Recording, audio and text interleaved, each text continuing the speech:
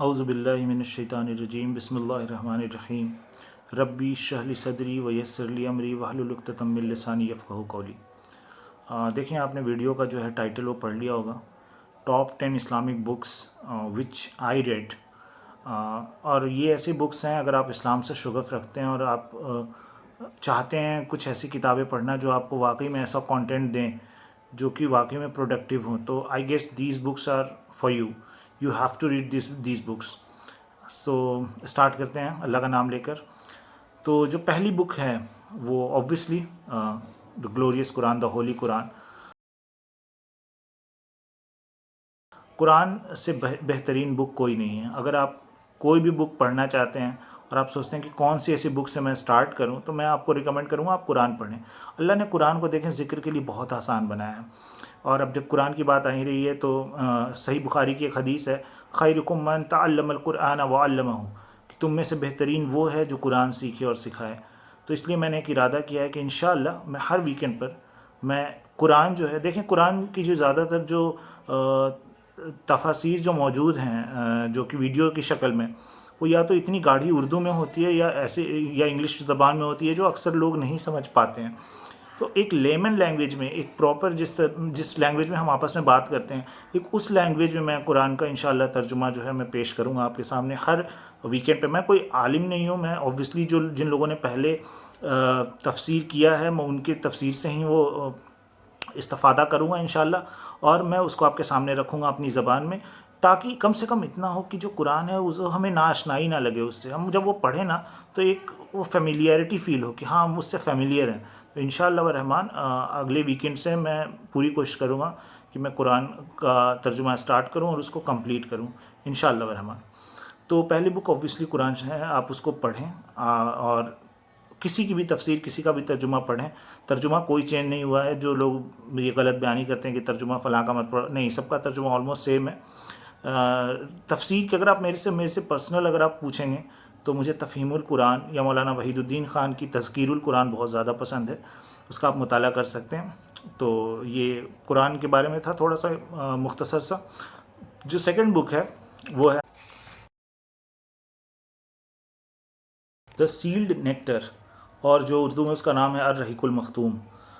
دیکھیں یہ one of the best book ہے، نبی صلی اللہ علیہ وسلم کی بایوگرافی۔ اور میں ہمیشہ کہتا ہوں اگر آپ دین کو جاننے کی آپ شروعات کر رہے ہیں نا، تو قرآن کے ساتھ ساتھ پیرلل آپ کو نبی صلی اللہ علیہ وسلم کی بایوگرافی ضرور پڑھنی چاہیے، تاکہ آپ کو معلوم چلے کہ اس وقت کے حالات کیا تھے، کس طرح سے دین عرب کے اندر پھیلا۔ اور اگر آپ دعوت کا کام کرنا چاہتے ہیں تو آپ کو نبی صلی اللہ علیہ وسلم کی بایوگرافی پڑھنا مسٹ ہے، آپ کو ہر حال میں پڑھنی ہی پڑے گی، کچھ دوسرا کوئی آپشن نہیں ہے۔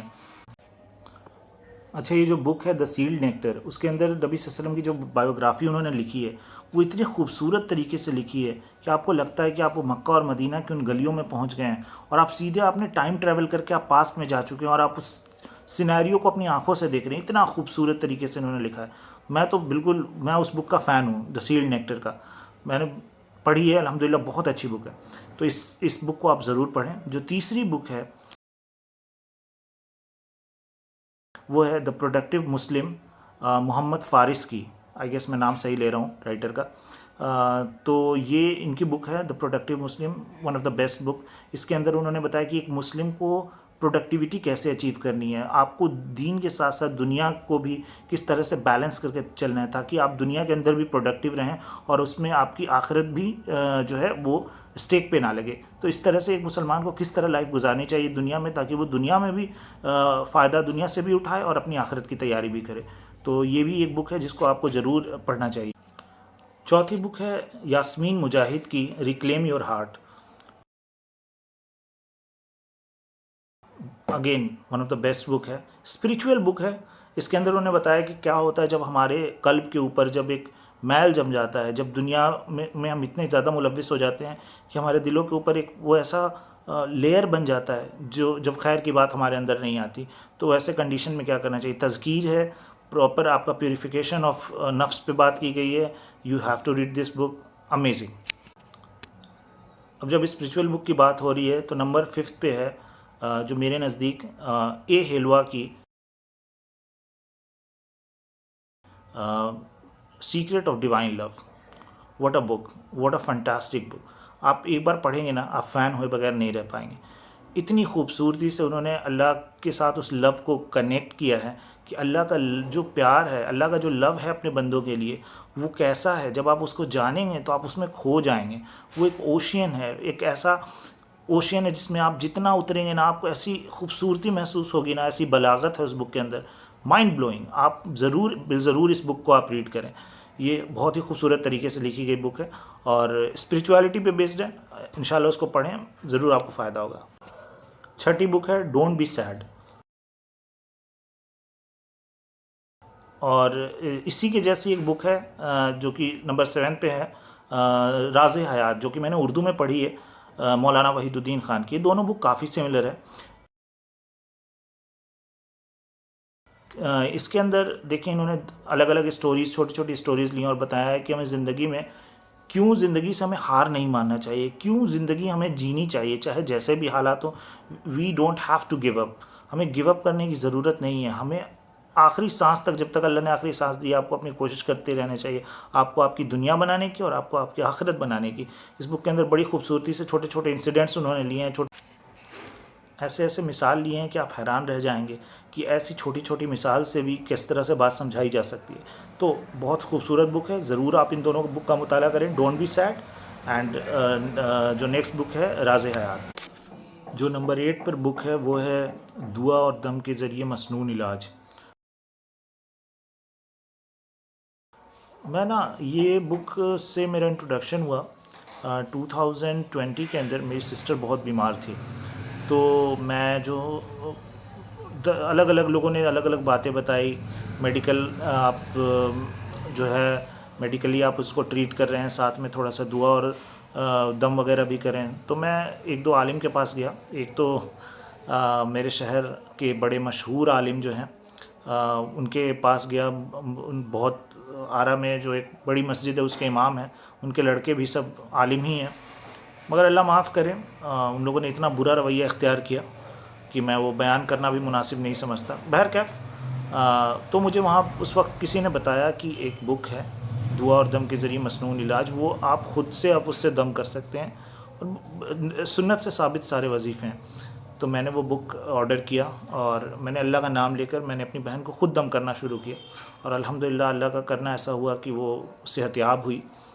تو بہرکیف جو ہے اس مومنٹ کے لیے وہ میرے لیے تو وہ ایک طرح سے بہت زبردست چیز تھی. تو ایک تو یہ بک ہے، اگر آپ کو لگتا ہے کہ آپ کو دعا، اگر کسی کو کوئی اللہ نہ کرے کوئی ہیلتھ کا ایشو ہے اور کچھ بھی ہے اور آپ میڈیکلی آپ ٹریٹ تو کرا رہے ہیں، ساتھ میں اگر آپ دعا اور دم کے کرنا چاہتے ہیں، تو میں آپ کو ریکمینڈ یہ کروں گا کہ آپ کسی عامل کے پاس نہ، ان کے چکروں میں نہ پڑیں. یہ 99.9% یہ فرضی ہوتے ہیں. یہ صرف آپ کا پیسہ لوٹیں گے، آپ کا گھر برباد کریں گے. آپ اللہ کا نام لیں، اور یہ بک جو ہے یا اور بھی دیگر بکس ہیں ان سے آپ جو سنت سے، صحیح سنت سے ثابت جو وظیفے ہیں، جو دعائیں ہیں، جو نبی صلی اللہ علیہ وسلم نے سکھایا ہے وہ کریں اور اللہ پہ چھوڑ دیں. تو یہ بک تھا. نمبر 9 پہ جو بک ہے وہ ہے ایک بڑی خوبصورت بک ہے انجوائے یور لائف.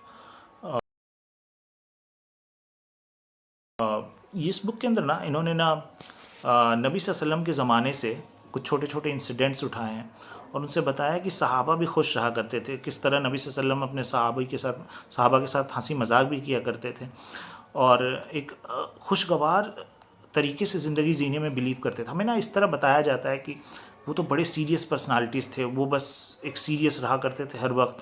ایسا نہیں ہے، نبی صلی اللہ علیہ وسلم بھی ہنسی مذاق کیا کرتے تھے. جیسے ایک چھوٹا سا انسیڈنٹ اس میں مینشن ہے کہ نبی صلی اللہ علیہ وسلم جو ہے کے پاس ایک شخص آیا اور اس نے کہا کہ اللہ کے رسول مجھے ایک اونٹ خریدنا ہے. تو نبی صلی اللہ علیہ وسلم نے کہا اونٹ تو نہیں ہے، میں اونٹنی کا بچہ دے سکتا ہوں تم کو. تو کہنے لگا اللہ کے رسول میں اونٹنی کے بچے کا کیا کروں گا؟ تو نبی صلی اللہ علیہ وسلم نے کہا ارے اونٹنی، ہر اونٹ جو ہے وہ کسی نہ کسی اونٹنی کا بچہ ہی تو ہوتا ہے. تو اس طرح ایک مضحکہ خیز بات تھی، ایک بہت کیا بول سکتے ہیں اس کو، ایک بہت ریلیکسنگ مومنٹ، ایک بڑا اچھا جوک جس سے کسی کو کوئی ہرٹ نہ ہو. آج کل جوکس کے نام پہ اتنی ولگیرٹی اور یہ سب چیزیں ہوتی ہیں. تو وہ ایک خوشگوار چیز مومنٹس کو وہ لوگ چیریش کیا کرتے تھے. اسی طرح ایک واقعہ ہے کہ حضرت انس رضی اللہ عنہ نبی صلی اللہ علیہ وسلم کے خادم میں سے تھے. تو نبی صلی اللہ علیہ وسلم جو ہے ان کو یا انیس کر کے بلایا کرتے تھے. اور ان کے پاس ایک چھوٹی سی چڑیا تھی حضرت انس رضی اللہ عنہ کے پاس. تو وہ چڑیا کا بچہ تھا تو وہ مر گیا. تو نبی صلی اللہ علیہ وسلم جب جاتے تھے تو ان سے پیار سے بولتے تھے انیس تمہاری وہ چڑیا کا بچہ کہاں ہے. تو اس طرح سے مطلب اس طرح کے مومنٹس اس میں ذکر کی. بڑی خوبصورت کتاب ہے, آپ اس کو ضرور بالضرور پڑھیں. جو لاسٹ بک ہے, اگر آپ کوئی بک نہیں پڑھنا چاہتے یا آپ کو لگتا ہے کہ آپ کے پاس اتنا ٹائم نہیں ہے تو آپ قرآن تو اوبویسلی پڑھیں, وہ تو فرض کے زمرے میں آتا ہے. اگر آپ کوئی بک ان میں سے نہیں پڑھنا چاہتے تو یہ جو میں بک آپ کو ریکمینڈ کرنے لگا ہوں, اس بک کو ضرور بالضرور پڑھیں. اتنی آؤٹ اسٹینڈنگ بک ہے. اس بک کا نام ہے ڈائنگ اینڈ لیونگ فار اللہ, اور